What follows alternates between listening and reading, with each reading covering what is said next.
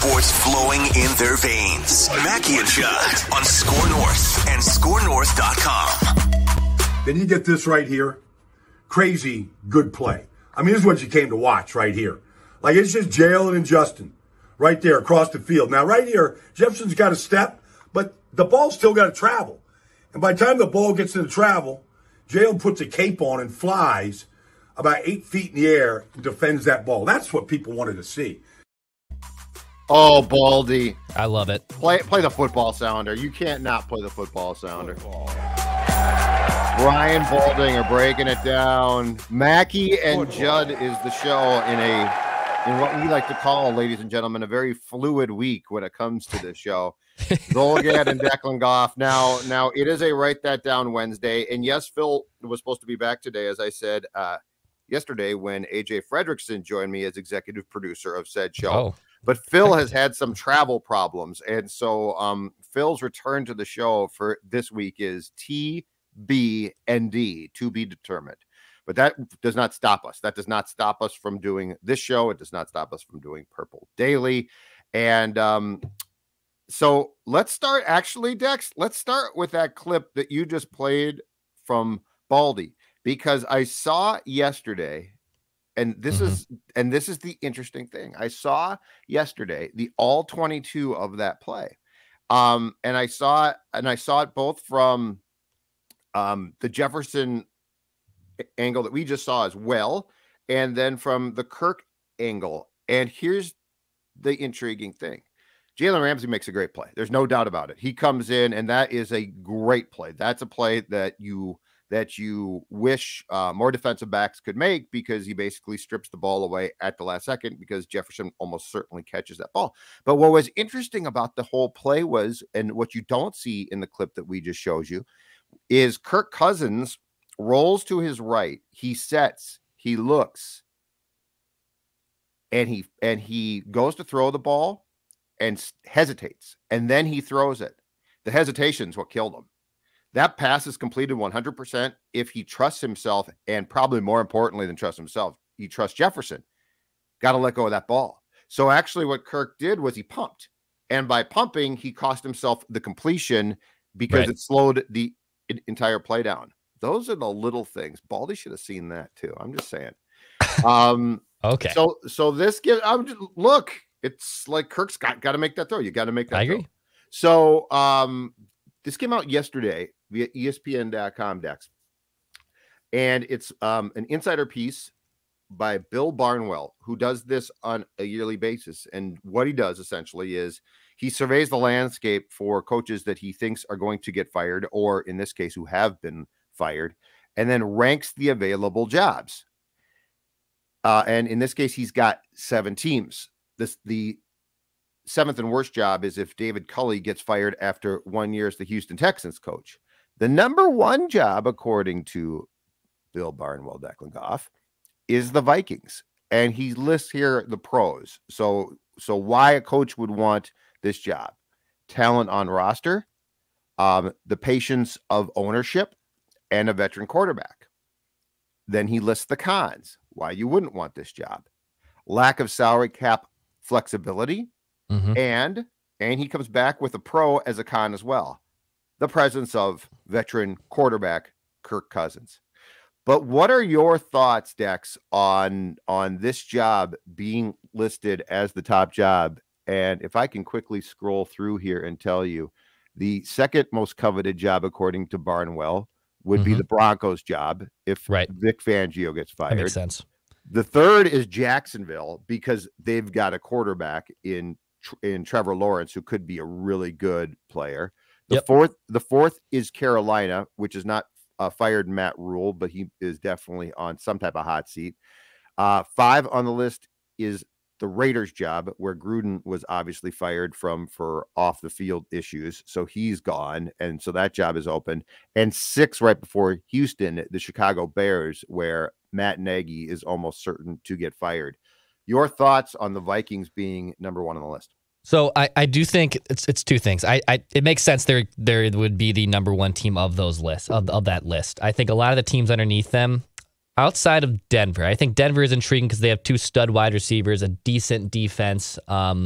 The West is still obviously controlled by the Chiefs, but second is completely up for grabs. I know Justin Herbert and the Chargers look good, but I mean, they've yet to really ever rise up and still be the team that everyone thought they could be in 2021. So almost by default is my long-winded way of saying it makes sense why the Vikings would have the number one position going into this. They have 2 star wide receivers. They have a defense that has still intriguing pieces. The funny part is, as Barnwell points out, is Cousins a pro for a new head coach?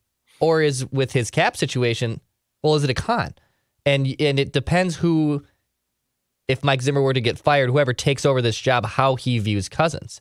But I think in general, of all these teams that are listed, to me, it makes a lot of sense the Vikings would be number one. I don't think the Vikings are far off from not contending. Like, the Panthers are far off from contending. The Raiders, I think you can put in the same bin as the Vikings and Broncos as, yeah, they could pop up because their division's a little open outside of Kansas City, but it's not like the Raiders are about to run away with anything. The Bears look like a hot mess, and that's going to take a while. And obviously the Texans, oh my God, pack a lunch. So it makes sense that the Vikings would have the top position opening, because I think if you got the right coach in here, you could still potentially take over the North, depending on what Aaron Rodgers wants to do. Also, that's another contributing factor.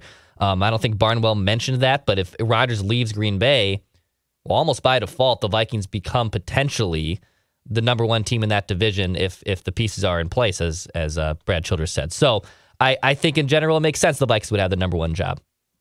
So I'm going to go with since Kirk's presence on the roster is seen as both a potential pro and potential con, I'm going to go with it's a pro, because here's the thing: if you get this job, you get the opportunity to make a decision on a quarterback who is good. Now, personally, I think the more that you see of Kirk firsthand, the more I wouldn't want him. But that being said, there are a lot of teams, it feels like, in this league, Dex, who don't have quarterbacks.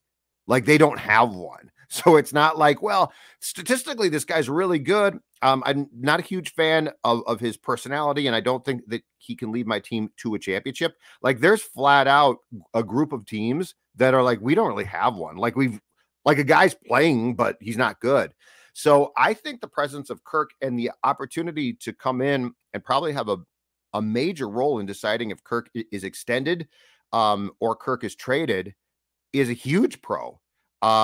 Because the only thing that would be better is if you had a young quarterback on a rookie contract who you knew was good, who you were sure. Like, we don't know. The scary thing is Chicago might be a plum job. If Justin Fields is good, that's a great job because you've got the starting point right there. But we don't know that. Like, he could be a disaster. We just don't know. So, yeah, I think the Vikings, depending on how things are done, I think the Vikings job is a great job. But the most important thing here, it's not Spielman, it's not Zimmer, it's not Kirk. Ownership. Because are they going to have Rick stay as GM and bring in the next coach? And then Rick is going to weigh in with, well, I signed Kirk, and, I basically, between you and me, new coach, I basically can't find a QB, so let's just keep Kirk. Well, that's not a great thing.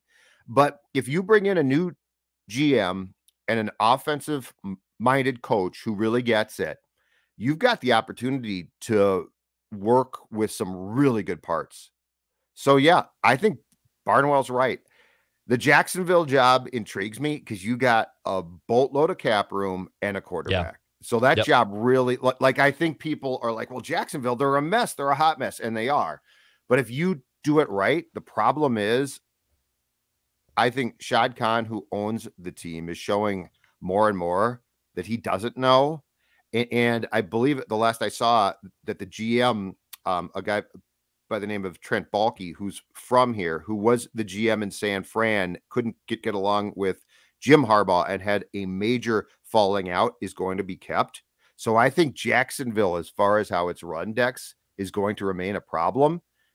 It's incumbent upon the Wilfs here to do the smart thing and the right thing, but I don't think that they're incompetent. So I give them a chance. So, yeah, I think it's a good job. Now, the intriguing thing is, and we talked to Doogie about this on Bonus Scoop on Tuesday. The intriguing thing is this, and it's not unusual, but there is more and more of a feeling of indecision from the outside about what the Wilfs are thinking. And so, like, there's a lot of stuff now flying around as far as potential scenarios of who stays, who goes, if people go. And that's where the next 2 weeks, which with, I think, the Vikings most likely not making the playoffs, are going to be really intriguing here. The lead up to the potential changes that could come on January 10th, let's say, because, I'm sure right now there are some backroom politics being batted around about, well, things aren't really my fault. I think I've done a good job. And a guy saying, I drafted a pretty good team. And it's not my fault, the coach. So, Right. So that's the most intriguing thing, because the Vikings job and the Vikings potentially, I think, could turn a corner here fairly quickly if they do things right. If they don't do things right, and in my opinion, worst case, say these guys are signed, Mike and Rick aren't a mess, let's bring them back. I think that this thing, which is already stale, could become more so. And at that point in time, I really think it's going to be hard for the fan base to keep much faith. Yeah, it's going to be a difficult, I think, pill to swallow if they bring back Mike Zimmer. I'm nothing short of them basically making it to the NFC title game, I think, solidifies that Zimmer's gone. Because if they snuck in as a wild card, you won 2 games, I can see them being, all right, we'll run it back. We don't have to renew anybody. We don't have to extend Mike Zimmer. We don't have to extend anybody. It makes a lot of financial sense not to buy anyone out. We had a nice little run there. We were unlucky in those first 16 games this season, and then we got hot at the right time. See, I told you so. I'll wave the finger and say, see, it was bad luck, and I've always been a good football team. I think just in general, though, the way everything has handed this season, your defense is not as good as it once was. You have a quarterback who's good but not great and making high money. It just makes sense that they need a new voice, man. They need a new voice on both sides.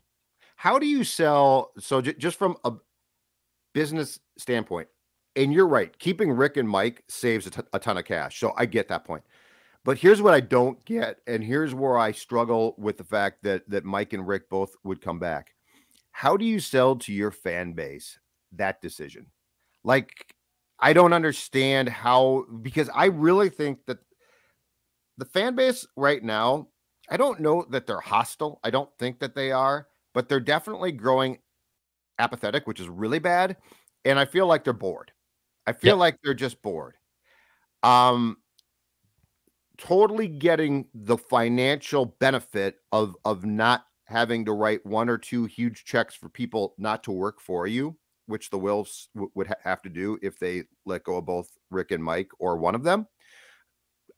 Totally understanding that point of this. I don't understand how you bring them both back and sell that. I just don't. I think at that point in time, people do get mad. And I don't know if they cancel their tickets necessarily, but I think you're going to border on that. And I also don't see how it comes back with Mike and Rick both. I don't see how it comes back and works out well.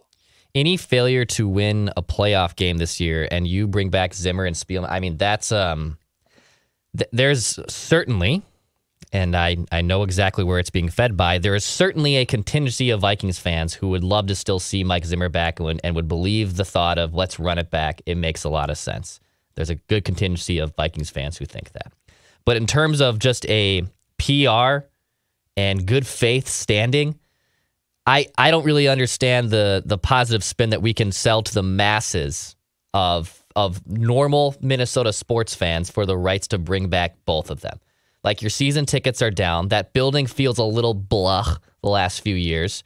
You need some juice. You need something positive. And I can tell you right now, Mike Zimmer and Rick Spielman are stale bread, man. There's nothing fresh about it. So if you, from a business standpoint, and look, everyone here is, crawling back from now almost 2 years into this GD pandemic. I get that. But I think from a business side, it just makes a lot of sense to get something new in here. You have to. I think the Minnesota sports common fan, not a diehard Vikings fan, but a common sports fan, is completely checked out with the Zimmer-led Vikings. I think they're just meh. But if they got the right guy, if that's Kellen Moore, if that's Doug Peterson, who I know is interviewing for the Jacksonville job later this week too, if that's someone that you can really build around, that's going to get excitement. And I feel like Mike also got his chance now, because the defense was a mess in 2020, complete mess, and things didn't work out. And I get that. And so Mike got his chance. Patrick Peterson signed. It didn't work out. It wasn't good. Bashad Breeland, though, got signed, right? Dalvin Tomlinson. And so you did all of these things for Mike to say, okay, now I got my guys, right? My personnel. I got my veterans. I got guys that could stop the run. 2021 is going to be completely different. And what we've seen is it hasn't been. This defense is not good. The run defense is an abomination.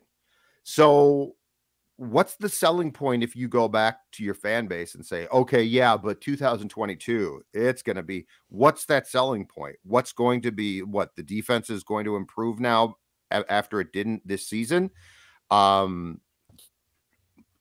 Mike can meet with Kirk on Thursdays, Declan, all Mike wants, but that doesn't change the fact that he tolerates Kirk. He tolerates quarterbacks.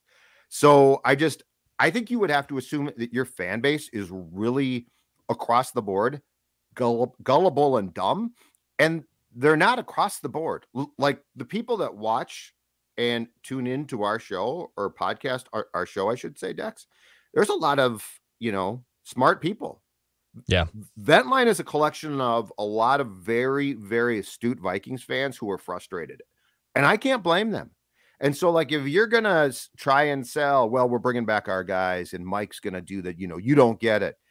I think a lot of smart fans are going to say, what the hell? I'll check back in 23. And yeah, there might be a collection of purple Kool-Aid drinking fans who don't care, but that's not the majority of your fan base, I don't think. No. So I don't understand, like, after Mike got what Mike asked for and it didn't work, what are you going to print on your brochure for 2022? Hey, we're going to try it again, at some point in time. It's just done. I think just the last thing on it is, let's say you hire the new coach, then the draft buzz happens, right? Like what's going to happen in the draft? Are they gonna get a new dynamic player? Are they going to draft a quarterback? Or what the hell is going to happen, right? So I think there's enough buildup here that if you hire a new coach, you get the draft, you get excited about. I mean, even though the NFL season's the shortest, and I know they extended the game, the regular season this year, the NFL never sleeps, right? Like it's still the king.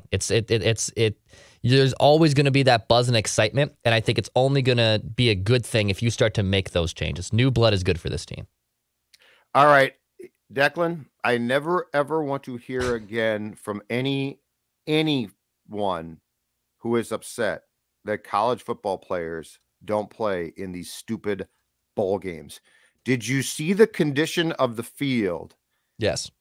At the Diamondbacks ballpark, Chase Field, downtown Phoenix last night, with guys slipping and sliding, and it looked like a potential knee tear constantly.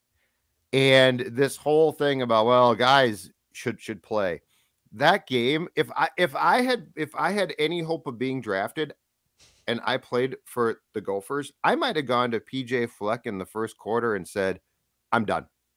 That was ridiculous. That was the most ridiculous thing. And I guess according to what I saw on Twitter, they had skydivers before the game and it was pouring rain or raining. And so they opened the retractable roof. I know. I saw this. Skydivers could come in. So the turf got wet. But I tweeted this. I think that was a part of the problem. I think the biggest problem is it's a baseball field and they rolled turf out, which is rolled out probably in blocks. And it looked like the turf didn't take and was slipping. And so guys slipped. But anyway, that game was one of the most egregious things I have seen as far as like it's all about player safety, right? All about player safety. It's college football. These are kids, player safety. That game and the amount of guys on both sides who were slipping and sliding, falling down, had nothing to do with being concerned about player safety. No, not at all. I mean, yeah, I watched the first half of the game, and West Virginia just looked completely overmatched. Also, this is just me having not a lot of college football and really college sports knowledge. Why the hell is West Virginia in the Big 12? If you would have told me, are all messed up. I was like, I was asking about. I was like, they're in the ACC, right? Like that seems geographically correct. They'd be in the ACC. It's not geographical now. It stopped. Makes no sense to me. For instance, in college basketball, Marquette is in the Big East. That's right. So like there's it doesn't make any sense. It makes no sense. But yeah, ugly. Can we just be done, especially for a place like that? Can we be done with trying to play these bowl games, which by the way shouldn't be played in baseball stadiums? Like this whole notion of, it's quaint, we'll play in Chase Field, or I don't know if this is still the case, but for a while, the San Francisco Giants ballpark hosted a bowl game. And it's like they roll this grass out and they play this stupid bowl game. And it's just, you know what? I actually brought this up on Who Gets It and Who Doesn't on Tuesday with AJ. I said this: if a bowl game got canceled this year because of COVID, and I believe it was the Holiday Bowl, which actually fell victim to being canceled the day of the game yesterday, I said, can we then therefore cancel that bowl completely? Can we just be done with it? Like the Fenway Bowl is supposed to be in year 2. It hasn't been played yet. Okay, we don't need it. And we don't need a bowl game in Phoenix. I understand, oh man, yeah, no, it's not for the kids. It's for the money. Yeah. All right. The last thing, I want to run through this quickly because you are going, I can't believe this because it's, I think. Bought a new coat. Went to the mall yesterday. 15 below. Winter Classic on Saturday. Brand new, below, right? Brand new fancy. It's got that weird, fancy, shiny liner inside of it. A new Columbia coat. I went to the mall. Got a brand new coat. I hope it's got a heater, dude. I hope it's got a heater inside of it. So the new offerings for, I think, this game and this game alone are out there, the concessions. I'm going to give you the 4 drinks though. Okay. So not the food, the 4 drinks. To be clear, I don't have prices, so I don't know. Okay. But these are the 4 drinks. So pick one and let's assume they're about $25. All right. Yep. We've got the salted caramel Kahlua, which is hot cocoa and Kahlua topped with mini marshmallows, salted caramel, and chocolate. Okay, that's a pass. Yep. Okay, we've got the peppermint. We've got the peppermint crush, which is peppermint schnapps and hot cocoa topped with whipped cream and peppermint shavings. Okay. We've got the Bailey's s'more, which is Bailey's and coffee garnished with mini marshmallows, brownie bites, and graham crumbs. Oh, no. And then the traditional, because they're a National Hockey League sponsor, Pink Whitney and soda, which is just the ordinary vodka. All right, I'll do you one better. I'll rank these 4 as we love ranking things on Mackie and Judd. I'll rank these 4. I can tell you right now, number 4 is easy, that Bailey S'mores concoction. Name it to me again. What was in the Bailey's S'mores thing? And coffee garnished with mini marshmallows, brownie bites, and graham crumbs. What the hell? No. I want I want nothing to do with that. I'm also not a big. I love coffee. I love coffee. I loathe alcohol-related coffee. I don't like Kahlua. No, you're missing it. Kahlua and coffee is outstanding. I don't like Bailey's. I love coffee. I don't like coffee-flavored liquor. I think it actually doesn't sound bad to me. Trash. I think that one's 4th. Okay. The 3rd would be the salted caramel Kahlua, as I just said, because that's almost the same drink. If I had a gun to the head, I'd rather have that salted caramel one over the Bailey S'mores. 2nd would be the Pink Whitney. It's probably by default because I don't like the other 2 drinks. And it's not a concoction. It's not a concoction. It's easy to drink. A drink that they are forced to sell for that. Exactly. And then, but I will say the peppermint crush, the peppermint schnapps. There is I'll tell you right now, there's maybe not a better elite cold weather alcoholic beverage than peppermint schnapps. Like it reminds me of doing. Oh yeah, let's just say there was a good time in my life where all the boys would get some sleds out, and we'd go sledding at Town and Country Club, and some peppermint schnapps might have been involved a few times. So I actually think peppermint schnapps that'd be my number one. I might go seek that out still with brother Liam. Who will join us for Write That Down predictions here in just a little bit. Yes. But I think I will go with the Peppermint Crush. I think that's my number one. My guess, $22 minimum. Oh, I think not 25? I would probably a $20. I think the Pink Whitney thing might be the cheapest of those four. Yes. Yeah, I bet because that's 15. It's just cheap liquor. I bet that's 12 to 15. Yeah, I bet it's 15. I bet it's 15. And then but I'm sure brother Liam and I we'll be sticking to, our domestic McGolden Lights options and hopefully not freezing our. I think you might need something warmer than. I don't know that you can do just straight beers. I mean, we're facing off at 6 o'clock. Sun's down.